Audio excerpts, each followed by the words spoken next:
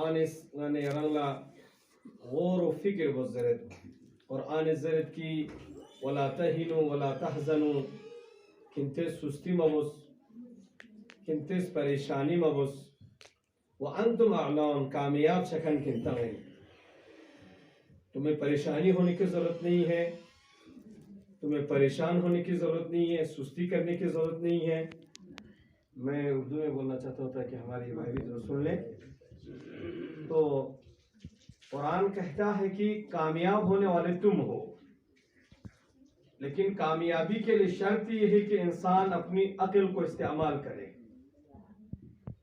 کربلا دعوت فکر ہے اور دعوت دیتی ہے فکر کی, اور جو انسان فکر نہیں کرتا وہ انسان زندگی میں ہمیشہ گھاٹے میں ہے, پریشانی میں ہے.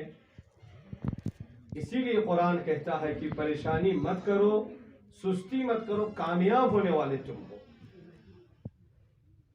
انسان کی کامیابی کا راز نبی صلی اللہ علیہ وسلم اور امیر المؤمنین علیہ السلام سے فرماتے ہیں, یا علی لا فقر شیء الا جہل. اے علی, کوئی جہل اور نادانی سے بڑھ کر کوئی فقیری کی چیز نہیں ہے. ولا مال الا عقل, اور عقل سے بڑھ کر کوئی مال نہیں ہے. عقل کو استعمال کرنا چاہیے. حضرت ابوذر کے بارے میں تاریخ میں یہ بات آئی ہے کہ ایک گاؤں میں, بزر نامی گاؤں میں, وہ بکری چراتے تھے, لیکن انہوں نے اس بکری کے چرانے کے ساتھ ساتھ عقل کو استعمال کیا, غور و فکر کیا. قرآن غور و فکر کی دعوت دیتا ہے. 6666 آیتوں میں سے 900 آیت قرآن کی اس بات پر سٹرس کرتی ہے کہ انسان غور و فکر کرے. افلا یتدبرون افلا یتفکرون, کیا تم تدبر نہیں کرتے, غور و فکر نہیں کرتے؟ غور و فکر سے زندگی گزارو. ابوذر فکر کرتے تھے. ایک بکری چرانے والا آدمی اپنے آپ کے اوپر غور و فکر کیا, اس منزل پہ پہنچتا ہے. ایک مرتبہ جبرائیل نبی مکرم اسلام کے اوپر نازل ہوتے ہیں, نبی کے پاس آتے ہیں اور سلام کرنے کے بعد کہتے ہیں, یا رسول اللہ, ابوذر روئے زمین پر دعا کرتا ہے, اللہم انی اسألک الامن والایمان بیک وتصدیق بنبیک والعافیت من جمیع البلاء والشکر علی العافیات. یہ والی دعا ابوذر زمین پہ خداوند عالم سے ملتجی ہو کے بارگاہ پروردگار میں کرتا ہے. جبرائیل کہتا ہے کہ یہ وہ دعا ہے جو آسمان کے فرشتے حضرت ابوذر سے سیکھتے ہیں. مانے رضی کا غور وستا ہے. ابوذر اس زمین کا دعا بچا, خداوند متعال نراز و نیاز بچا. زرچکی پروردگارا نس یری کنا امن سلید, نس شیطانی شکینا بچائی شوک سمیت, یعنی پیغمبر پہ معرفت سلید. میں تجھ سے شیطان کی شر سے پناہ مانگتا ہوں اور تیری نبی کے معرفت مانگتا ہوں, اور جتنے بھی بد کردار اور بد مزاج انسان ہیں ان کے شر سے پناہ مانگتا ہوں. یہ ابوذر کہتے ہیں, یہ جملے حضرت ابوذر کے ہیں. لیکن جبرائیل فرماتے ہیں آسمان کے ملائکہ فرشتے پروردگار عالم سے ملتجی ہوتے, پروردگار یہ دعا روئے زمین پر ابوذر کرتے ہیں اور آسمان میں ابوذر کے ساتھ ہم دہراتے ہیں. ابوذر کو یہ مقام اور یہ منزلت اس وجہ سے ملی چونکہ غور و فکر کیا. یعنی ارسطوس کی آج سے جو 800 سال پہلے روئے زمین پر ایک انسان وجود میں آتا ہے, علامہ حلی 13 سال کی عمر میں درجے اجتہاد پہ پہنچ جاتے ہیں, عالمیت کے درجے پہ پہنچتے ہیں. لیکن چونکہ اسلام میں, شریعت میں, شیعیت میں شرط یہ ہے کہ وہ مجتہد بالغ ہو, سن بلوغ سے 2 سال پہلے اجتہاد پہ پہنچتے ہیں, اور اس زمانے میں اپنی پوری زندگی میں 523 کتابیں لکھتے ہیں. تو اس زمانے لیکن اتاتیک سسٹم دیتی آسائش دیتی نعمت یوتین چک اسلامی مینه یه لحظه 500 کتاب ترجم لاتیس اسلامی مینه فکر چک بتا دی مجلس کن, دی ماتم کن, دی مرسیا کن, غانه یرا دی فردین چکی گن ایرز غور با غانه ایرز فکر با.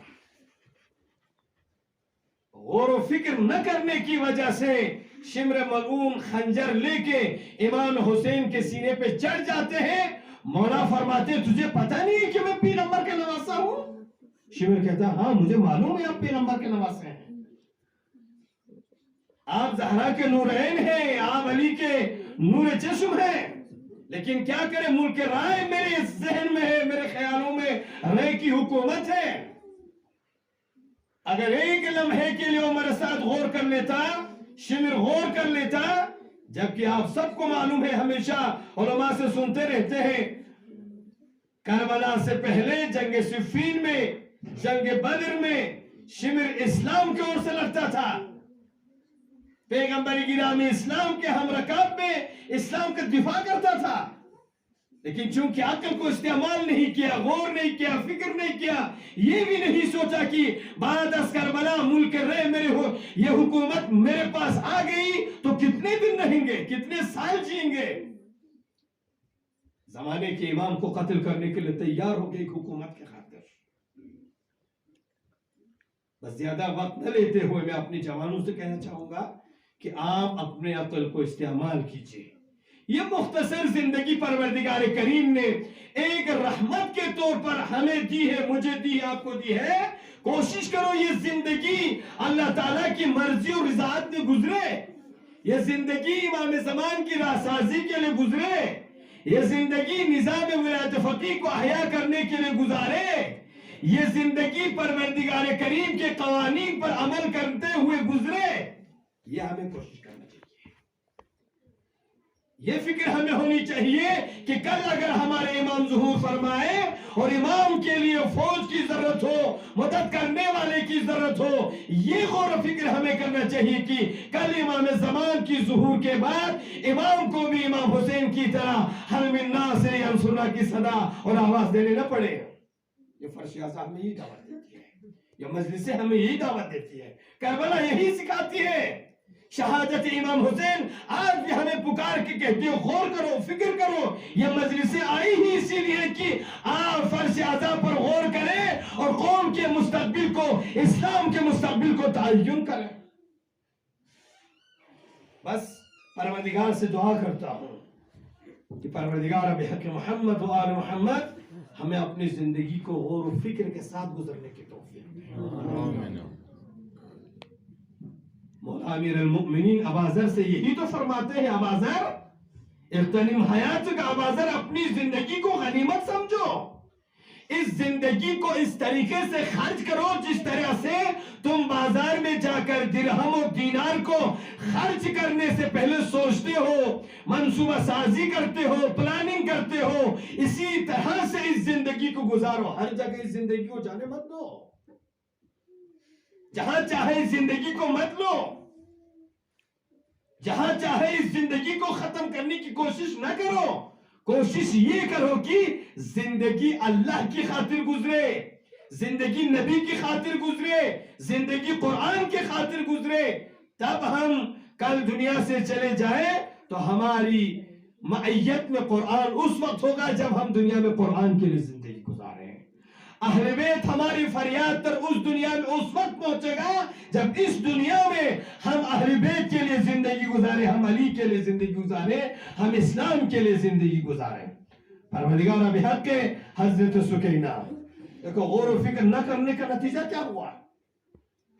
اتنی بے دردی کے ساتھ مولا ابا عبداللہ الحسین اور ان کے انصار کو شہید کرنے کے بعد اتنا بھی نہیں سوچا کہ ان یتیموں کے اوپر اسلام کہتا ہے کہ ان کے سروں پر ایک یتیمانہ، ایک شفاقانہ، ایک ہمدردانہ ہاتھ پھیراؤ ایک یتیم کے سر کے اوپر. یہ نبی گرامی اسلام کی سنت تھی.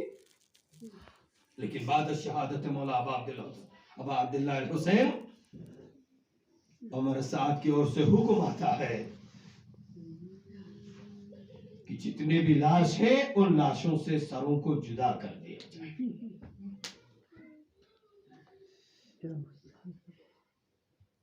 نہ صرف جدا کر دیا جائے بلکہ ان سروں کو سر نو کے نیزے پر لٹکایا جائے، ٹانگایا جائے اور رکھ کے ایک ایک اسیر کے سامنے ایک ایک سر ہو اور قافلے کے بیچ میں ان سروں کو رکھ کر زینب و ام کلثوم کے ہاتھوں میں رسی باندھ کر سید سجاد کے گلے میں خاردار تو ڈال کر کربلا سے کوفے کی طرف لے جایا جائے.